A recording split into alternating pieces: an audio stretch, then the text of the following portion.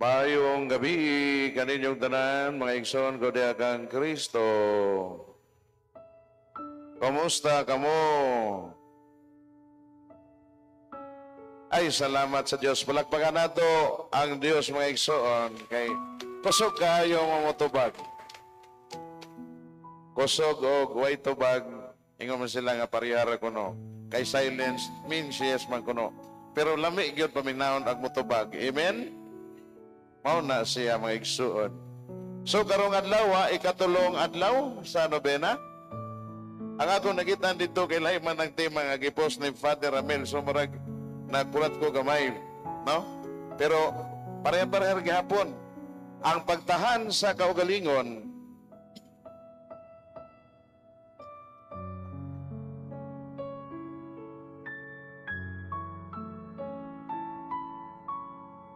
Excuse me. Eh, pagaw-pagaw manggogo man nangayo kong supply. So, ang pagtahan sa kaugalingon mahingpit sa sinodohanong simbahan. Eksakto? Mura. Kay wa naman ako na memorize. Ato siyang tanawon mga igsoon, kining maong tema, kining pagtahan sa kaugalingon sa ipot pasabot ini, atong tanawon sa lamdag sa mga pagbasa karong adlaw. So, ang anong pagbasa, gikan kang propeta Nahum, na nag-an siya alang sa Ninibe. Nga mao giyud kini mahitabo sa Ninibe. Silutan gid siya, pildihon, o gunubon ang Ninibe tungod sa katawhan nga naglimo na sa sala, nagpadayon sa pagtiga sa ilang kasing-kasing, o gawa na maminaw sa Ginoo. Iyang ipaila ang Ginoo nga ang Dios maghukom gayud gamit ang kaangayan matag nasod ngadto sa laing nasod o sa nasod nga iyang gipili o maghukom usab siya nga makiangayon ngadto sa mga tao, makabusman o madato o mapobre man o madato, hukman sa Dios nga makiangayon. Apan ang atong salmo responsoryo karong adlaw nagtug-an usab nga tinuod ang Dios maghukom sa kalibutan o katawan pinaagi sa iyang kaayo o pagkamakiangayon. Apan naingon siya nga ang Ginoo dugay masuko. Puno siya sa kaayo, gugma o kaluoy. So dugay ang Ginoo masuko. Mo day na ang tao nga magabusar kay dugay may masuko. Hello.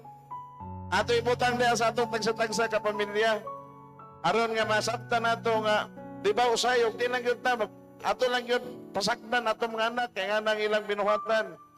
Nya maghuwat lang gyud ta og kanang manginit lang gyud ta, di ba?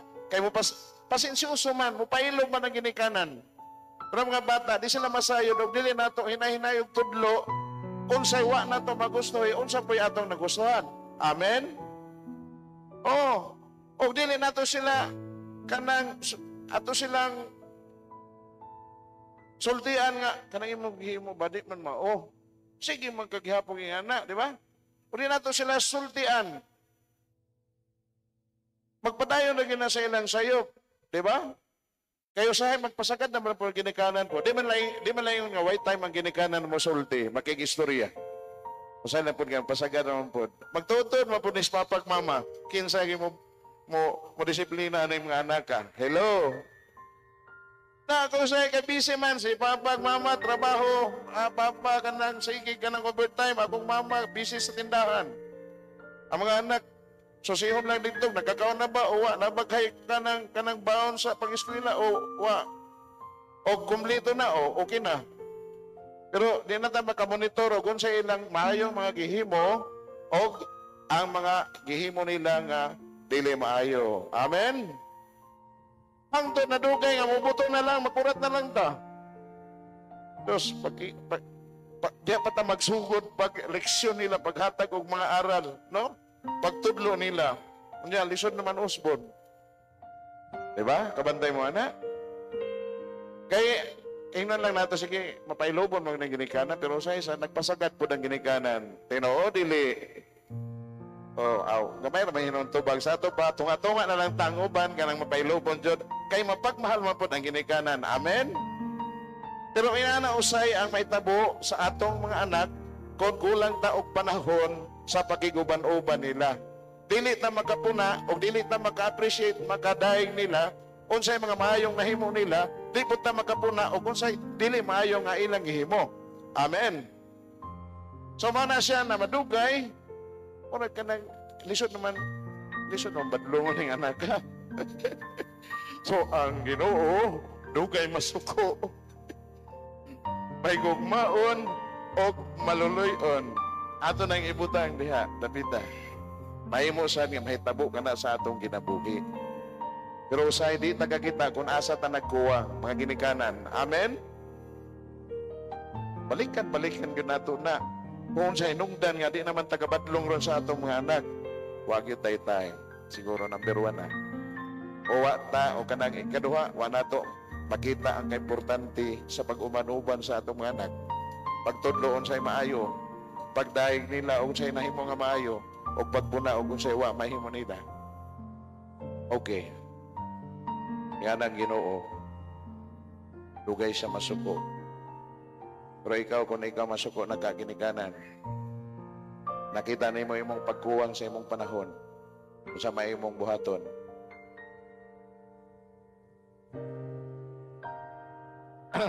Ang uban kanang ihilak na lang nila sa tago. Ihilak ko lang sa tago. Kayo sa din naman ta makakuan, pero ingana na siya. Pero karong adlaw sayra nato maigsuon. Paduol man ang atong kasinatian sa atong kaugalingon o kita mismo ang atong kasinatian ngadto sa Ginoo, atong sayra. Kabisan pa kung asa na tadapita sa atong pagkamasalaybon. Kung kita magbasol o sama sa katawhan sa Nineveh o magbasol sila, pasayloon sila sa Ginoo. Amen. O kay bisan siya kanang dugay siya masuko, magpasaylo siya sa mga tao nga mubalik ngadto kaniya. Apan iyang ipailan ni Propeta Nahum nga ang Ginoo bisan ingana makiangayon siya sa iyang hukom. Hukman gyud niya ang dili maayo o ang maayo. So ang atong salmo responsoryo mga kaigsuonan karong adlaw nindot man siya. Ako ang magpahamtang sa kamatayon ug maghatag sa kinabuhi. Way lain magpahamtang. Atong sabtan nga, kung mauna, Lord, ikaw day siguro naghatag sa among kinabuhi. Kung tinuod man po na, wala man nato, wala mayusan nato din nga tag-iya sa atong kinabuhi. Hello? Ang kinabuhi na magyod ato. Ihatag kini sa Ginoo nato, aron malipay ta, mabuhi ta. Oh, pero walay maghatag nato o kinabuhi sa sama nato. Ang kinabuhi iya sa Dios. Busa kung dunay mamatay, iya pud na sa Dios. O kung dunay mabanhaw, iya pud na sa Dios. Amen. Pero unsa may kanang kamakihan kamanglanon o kaimportante o kabililhon kung magpuyo tag maayong kinabuhi tungod sa kangayan sa Dios. Ay di man ni atong kinabuhi mahimo nga kanang magpuyo lang tag dili maayo, magpuyo pud tag maayo, mamatay man gihapon ta, di ba? Ang maayo paulanan sa Ginoo sa iyang ulan, pero di ba sad na nimo pwede nga diri ra sa mga maayo ipauwan ang uwan. Pauwanan man pud katong dili mga maayo. Amen. Oh, ang iyang adlaw, ang iyang buwan muhatag mo sa lamdag ngadto sa nga buotan. O di man sa maingon nga di na makakita ang mga nagtagos kang ngit-ngit, magka-benefit maghapon sila. Kaya ang gugma, katarong, kaayo sa Dios alang sa tanan. Usa, kinahanglan bagi dayta nga maningkamot, nga magpuyog maayong kinabuhi o dili maayong kinabuhi. Nga kining atong kinabuhi, iya man, siya man ang dunay gahom sa paghimo kanatong buhi, sa paghimo kanatong mamatay. Hello? Lami ra gyud pod og kana magpuyot tag maayong kinabuhi para nako. Lami ra gyud tungod sa kaangayan sa Dios. Amen. Kaya ang kahangayan sa Dios magtugan nato nga sa katapusan doon na tayo duha ka padulungan. Kung maayo ang atong kinabuhi atong gibuyan, padung ta dito sa langit. Mo na atong gituuhan. Pero og dili maayo ang atong kinabuhi nga gibuyan, wata kay baog pasudlon pa bata, sigurado ba ta dito makasulod sa langit? Hello. Kinsa may sigurado diri? Pero masigurado man para nako masigurado man siguro kanang naningkang mo tapuyo og matarong kinabuhi. Sigurado man siguro. Ang di lang sigurado kanang dili ta mo tuman sa Ginoo. Di ta sigurado makasuod basta sa maayo nga sudlanan dito sa langit. So ang Ginoo atong ilhon nga siya ang tag-iya sa kinabuhi. Siya ang tinubdan sa kinabuhi. Siya usab ang makaluwas sa kinabuhi, makahatag sa kinabuhing walay katapusan. Apa natong hinumduman, bisan kung unsa kita kamasalay po, mas pilion sa Ginoo nga magpasaylo kanato aron makabaton kita o kinabuhi. Amen? Let us go forward to the gospel today. Ang atong Ginoo nagtudlo kanato nga kung buot kita mosunod kaniya, atong kalimtan atong kaugalingon, pas-ano nato ang iyang krus. Ang buot nga maiya ang tibok kalibutan o mawadan sa kinabuhi unsa may kapanghambog ana. Pero og kanang wa siya probidad ng kalibutan na o doon na siya kinabuhi nga hingpit, kinabuhing tunhay unsa may bation po nato. Siyempre kung ako managin yung pangutanon, mas feel na ko nga mabuhi pa ko dito sa langit kaysa diri ra ko mabuhi sa kalibutan. Kung akong sundan si Kristo, makalaom ako nga ang akong kinabuhi may kinabuhing sumpay dito sa langit. Kaya ang akong kinabuhi, akong gibuyan, ang kang Kristong ginabuhi, nga iyang gitagan na kanako. Kaya ako siyang gipili. Ingon bitaw siya nga, o piliun nato siya, makabaton kita o kinabuhi. O piliun nato kinabuhi, mawad-an ta kinabuhi. Amen? O na nga, piliun yun nato si Kristo. Pero ingon siya nga, pero kung mapili mo, may mga pag-antos man. May mga pag-antos. Samaw ka na ang pagtahan sa atong kaugalingon. Kung atong buot nga kung kita buot nga makabaton sa kinabuhi di lang dis kalibutan, itahan nato ang atong kinabuhi ning kalibutan na alang sa kinabuhi nga langitnon uban kang Kristo. Pila man kanato karon ang nakauna-una ni ana di man sa tapugson sa atong desisyon. Pero gingon din sa atong tema ang pagtahan hingpiton diya sa sinuduhanong simbahan. Ano man, kay kini nga istoryahanan, dili lang kutob sa istorya. Atong ipakita sa atong kinabuhi. Karon nagsimba kita mga kaigsuunan. Apan matag mga buhat nga atong paghahimuon, tungod kay nagtuo kita kang Kristo, hinaod nga doon na siya ay kalambigitan sa pagpalambo sa katilingban o sa simbahan. Hinaot nga, ang atong paghimog mga maing butang, dili lang siya makahatag og kaayo sa atong kaugalingon, kundi makahatag usab og kaayo sa Kristohanong katilingban.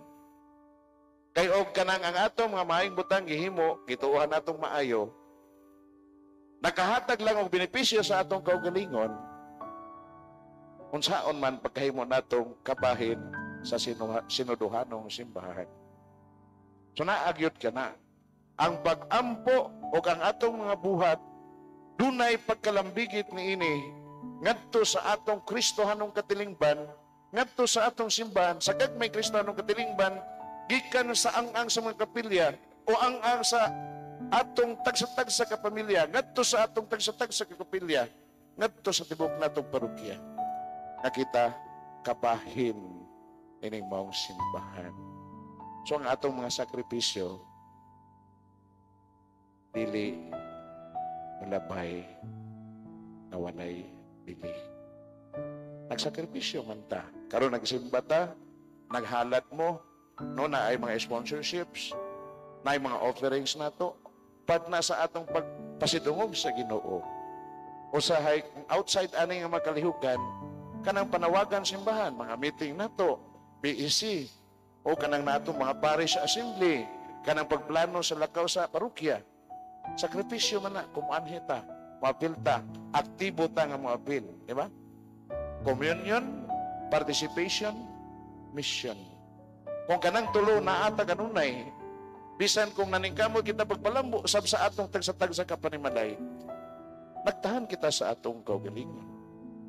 Og diha mahimong magkahuluganon og mahingpit sa grasya ang atong pagtahan, atong mga sakripisyo, ang atong pagtabang, ang atong pagsalmot, ang atong pag-amot.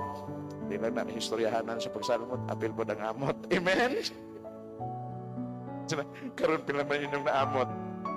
Wag ko di magkwentrisado sa amount. But, dini mismo sa atong kaugalingon, isip mga anak sa Diyos, isip ka ng mga active participants no, sa gingharian sa Diyos na sa kalibutan. Ma-feel na ito nga, pila ka percentage yun ang atong gihatag sa simbahan o sa Ginoo. Kaya ma-feel man sa nato ang love. Ma-feel man sa nato ang happiness sa atong gihimo. So kung maghisgot ta o kanang paghingpit sa atong pagtahan sa atong kaugalingon, dili na malayo sa iskutanan sa atong pakiguban sa usag-usa. Dili na siya mahilayo sa iskutanan sa atong pagtinabangay. Dili na siya mahilayo sa iskutanan sa atong pagpagkabana sa usag-usa o sa atong kahimtang. So, hingpiton sa unang ang-ang dinhi sa kalibutan sa atong pagkakristohanong katalingban o pagkasimbahan o atong hinumduman. Kung naasa kita, nagkahiusa, nagtinabangay, o nagbuyo sa mga diwa ni Kristo, diya sa atong kristohanong katalingban, anaa ang presensya sa Ginoo. Unang ang hingpit nga ang dito sa gingharian sa langit. So, pagtahan sa atong kaugalingon, atong dumdumon usab, nga dili siya perpekto, mahimo nga dili perpekto ang atong mga gihimo, mga gibuhat, ang atong mga programa, ang atong mga plano, atong mga kalihukan. Mahimo nga dili siya perpekto. Apan ang atong gugma sa paghimo nini alang sa Ginoo, sayri nga ang Ginoo nakakita sa imong kasing-kasing. Busa ayaw pag-undang kung dunay mga problema usahay sa relasyon. Kay diha lamang sa atong mapagkamapausanon, kita makatawad sa grasya, dili nato maihap. Kay naghatag man kita sa atong kaugalingon. Ang pagbalik sa mga grasya, bendisyon, dili nato maihap. O ang pagtabang sa Diyos ka nato, dili sa nato mapugnan. Mutabang kayo siya, kay siya maayo man. Kay siya may gugmaon man, kay siya mapasayloon man. Amen.